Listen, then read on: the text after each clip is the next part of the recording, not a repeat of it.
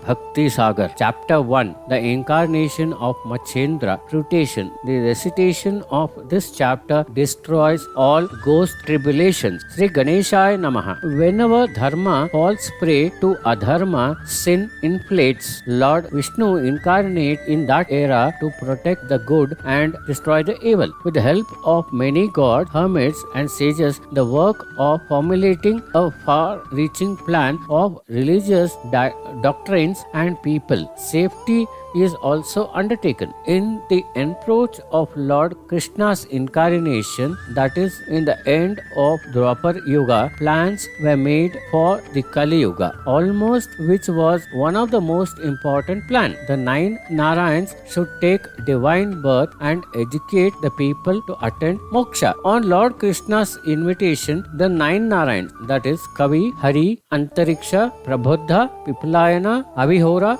Dhurmala, Chamasa, and Karbhanjana attended the Yadavas' assembly. There, Lord Krishna told them the plan of who, when, and where, and how they will take birth. The incarnations were decided as follows: Kavi as Machendra, Hari as Gaurakshaka, Antariksha as Jalandhara, Prabodha as Khanif, Pipalayana as Charapati, Avirhora as Naganath, Dhurmala as Bharatri, Karbhanjana as Gahani, and Chamas as Revan. Sri Krishna as Jnanadeva, Shankar as Nivruti, Brahma as Sopana, Yogamaya as Muktabai, Uddhav as Namdev, Maruti as Ramdas, Valmiki as Tulsidas, Jhambavan as Narahari, Shukra as Kabir, Balarama as Pundarik, Kubja as Jinabai, and such devotees and saints will educate people in dharma, that is mortality, moksha, that is salvation, bhakti, that is devotion, gyan, that is knowledge, and yoga was decided as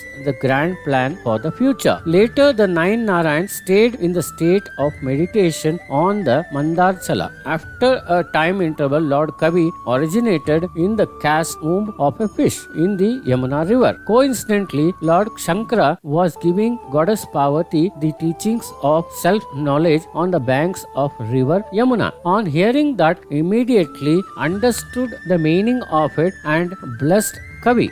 Before leaving, he also assured him teachings from Lord Datta in the future. Some time passed and the fish laid eggs on the river bank. The egret started breaking the eggs. When a human larva fell from a big egg and started crying, he was Kavi Narayana. Seeing that, the egrets flew away and the child continued crying. There lived a fisherman named Karmik along with his wife Shraddhavata.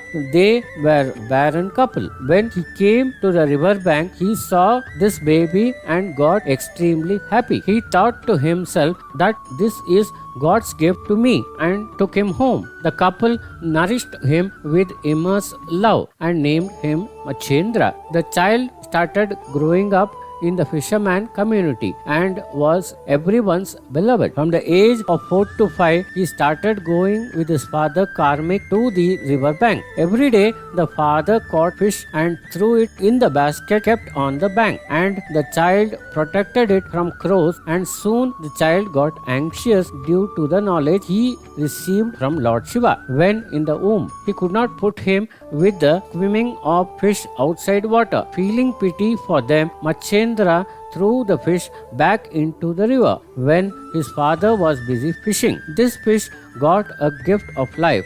When Karmik came back to the shore, he shouted at Machendra as his efforts had gone waste. Child, what's the point in showing mercy to the fish? You will starve. Karmik dragged the child home. Machendra felt living on alms is better than filling the belly at the cost of an animal's life. As soon as the fisherman turned his back, he ran away and in day out kept walking towards north. He reached Badrikavanam. Seeing the delightful place, he thought, this is the place where I should sit and meditate as per Lord Shankara's advice. And that 5-year-old child sat for meditation and ascetic practices. Here we come to end of chapter 1 of Navanath Bhakti Sagar. Om Sai Ram.